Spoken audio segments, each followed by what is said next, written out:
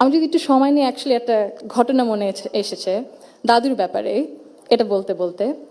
দাদু যখন আমাদের সাথে লন্ডনে ছিলেন গত বছর প্রথমের দিকে, উনি যখন এসেছিলেন তখন হাসপাতালে ছিলেন কিছু চিকিৎসার জন্য। ওখানে বিভিন্ন ধরনের বিভিন্ন দেশ থেকে নার্স ছিল, ডাক্তার ছিলেন, এবং একটি নার্স ছিলেন নাইজেরিয়া থেকে, নাইজেরিয়া ওয়েস্ট আফ্রিকাতে। আম্মা আব্বা একদিন দাদুকে সকাল সকাল দেখতে গেছিল।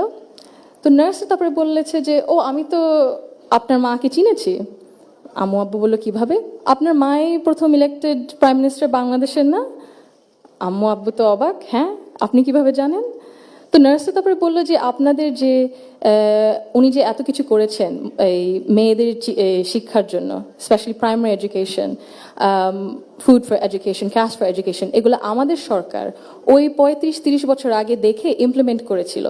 আর ওই কারণে লক্ষ লক্ষ মেয়েরা গ্রাম অঞ্চলে, ওদের দেশে গ্রাম অঞ্চলে বিভিন্ন জায়গা সদরে এখনো শিক্ষা পাচ্ছে, অন্তত প্রাইমারি এডুকেশন লেভেলে।